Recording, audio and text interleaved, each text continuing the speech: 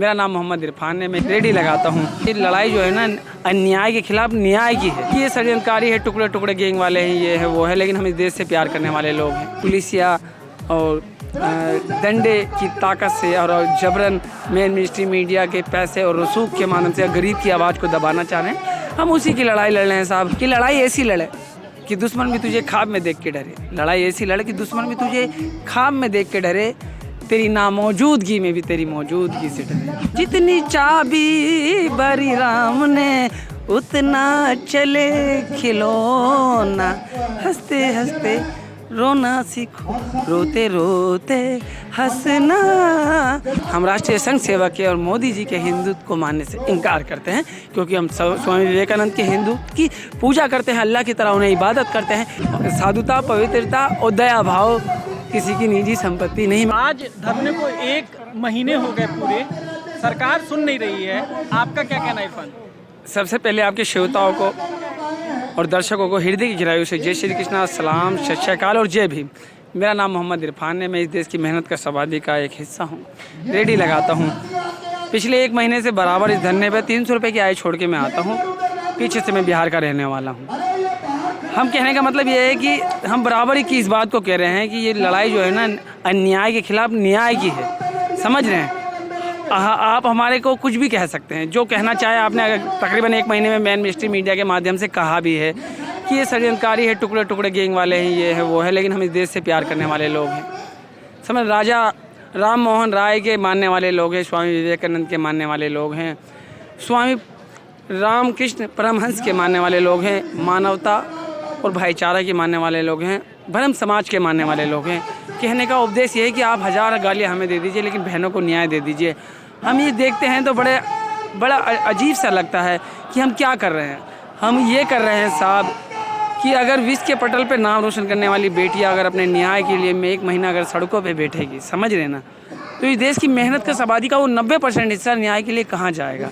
आप ये इसलिए करें ना, एक ताकतवर पूंजीवादी, विस्तारवादी और समानतावादी व्यक्ति जिसके पास वोटों का एक बहुत बड़ा जखीरा है, आप उसके विरुद्ध कार्रवाई करने में विफल हो रहे हैं।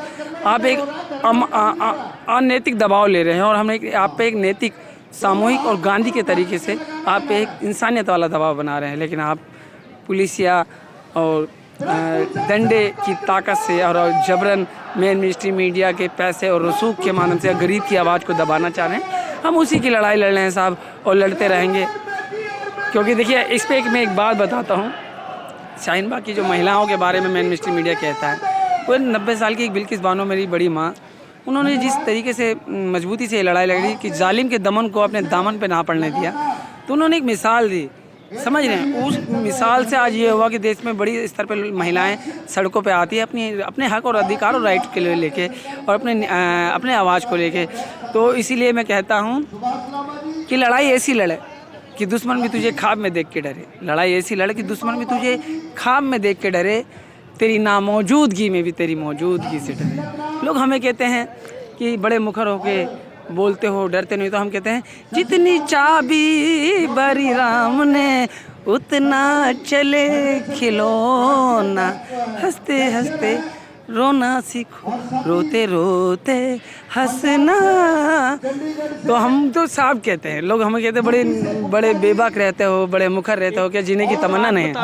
जिस तरीके से देश में अभी माहौल बन रहा है, तुम धरने पर रोज आ रहे हो, जिस तरह से माहौल बन रहा है, हिंदू बनाम मुसलमान, और मोदी सरकार पे ये लगातार आरोप लगते रहते हैं। मोदी जी ने एक कार्यक्रम में कहा था कि मैं कपड़ों से पहचान लेता हूँ। तुम्हें क्या डर नहीं लगता सरकार से? सुनिए, मैं आपको इस पर बहुत अच्छा उदाहरण दूंगा। मोदी जी ने ना सर तकरीबन 2019 में दिल्ली के रामलीला मैदान से कहा था, ये कौन लोग हैं इन्हें आप कपड़े से पहचान लीजिएगा। इसी तरीके के सब थे। लेकिन एक बार स्वामी विवेकानंद एक राज दरबार में थे, तो एक शख्स ने कहा, स्वामी जी बड़े प्रसिद्ध है और दुनिया के मंच पे आपका नाम है, और आप सनातनी और वैदिक संस्कृति को जो है, प्राचीन संस्कृति को विश्व के पटल पे लेके जा रहे हैं। हम आपके आभार पे करते हैं, आपने देश का और समाज का और धर्म का नाम ऊंचा किया है। लेकिन एक दिक्कत है। बोला क्या? बोला आप मुसलमान, दलित और नीच लोगों के साथ भोजन करते हैं। तो उन्होंने कहा मैं ब्रह्म समाज के साथ भोजन करता हूँ, मैं एक इंसान के साथ भोजन करता हूँ जिसके हृदय में ईश्वर का वास होता है। अगर ये गलत है तो मेरी नज़र में ये सही है, क्योंकि इंसान ही सर्व ऊपर है। एक बार स्वामी रामकृष्ण परमहंस के दरबार में थे तो स्वामी विवेकानंद ने उनसे कहा कि आपने ईश्वर के दर्शन किए हैं? तो कहा हाँ किए हैं, आप ही के सामने आप ही के तो कर रहा हूँ, जैसे आपके किए वैसे उनके किए। तो उनका कहने का अर्थ ये था कि स्वामी विवेकानंद उनके शिष्य थे, उनका कहने का अर्थ ये था कि हर इंसान में ईश्वर बसता है। स्वामी विवेकानंद कहते थे कि नदी की शुरुआत कहीं भी हो, अंत उसका सागर में होता है। जिस तरीके से नदियाँ टेढ़े मेढ़े रास्ते से होने के बावजूद सीधे रास्ते से सागर तक पहुँचते हैं, उसी तरह हर रास्ते से गुजरने वाला आदमी ईश्वर तक ही पहुँचता है। स्वामी विवेकानंद हो या राजा राम मोहन राय हो या ये आपके रामकृष्ण परमहंस हो स्वामी जी, और या आपके अलीगढ़ मुस्लिम यूनिवर्सिटी का निर्माण करने वाले आपके सर सैयद अहमद खान साहब हो, जिनको समाज ने पहले ये कहा कि ये कैथलिक है, मिशनरी हैं, अंग्रेज़ों वाले हैं, ये धर्म के विरुद्ध है, लेकिन मानवता के लिए इन्होंने ये काम किया। हम इनके हिंदुत्व की पूजा करते हैं, हम इनके हिंदुत्व की इबादत करते हैं। व्यक्तिगत तौर पे मैं अपना अल्लाह और खुदा मानता हूँ इन 4 व्यक्तियों को, लेकिन हम विश्व हिंदू परिषद के, हम राष्ट्रीय संघ सेवक के और मोदी जी के हिंदुत्व को मानने से इनकार करते हैं, क्योंकि हम स्वामी विवेकानंद के हिंदुत्व की पूजा करते हैं, अल्लाह की तरह उन्हें इबादत करते हैं, क्योंकि उन्होंने कहा देखिए दुनिया में ना बहुत सारे आरएसएस को खारिज कर रहे हो, तो मोदी जी के हिंदुत्व को खारिज कर रहे हो, तो मैं पूछ रहा हूँ, डर नहीं लग रहा? सुनिए, हम क्या कह रहे हैं? हम हिंदुत्व को खारिज नहीं कर रहे, हम उस महान हिंदुत्व की बात कर रहे हैं जो अमेरिका के पार्लियामेंट रिलीजनी पार्लियामेंट शिकागो में जिस भाषण को उन्होंने स्वामी विवेकानंद ने जिस हिंदुत्व को रिप्रेजेंट किया था विश्व के पटल पे, हम उस हिंदुत्व के मानने वाले हैं। जो आपकी धर्म सांसद अमेरिका के शिकागो में हुई थी ना, जिस वैदिक सनातनी और प्राचीन संस्कृति को स्वामी विवेकानंद ने रिप्रेजेंट किया था, हम उस हिंदुत्व की सर झुका के उसका आभार करते हैं, इज्जत करते हैं, सम्मान करते हैं। और मैं हिंदुस्तान के हर नौजवान को, चाहे किसी भी कम्युनिटी से आते हैं, मैं कहूँगा कि जिस तरीके से आप अपने अल्लाह के, नबी की, जीसस की, बुद्ध की, अम्बेडकर की, भगवान हमारे दिगंबर भगवान महावीर की, और भी जितने भी बड़े महापुरुष हैं, देवी देवता हैं, उनकी जिस तरीके से इबादत करते हैं, इसी तरीके से इन 4 लोगों के हिंदुत्व की विचारधारा की इबादत करा करो।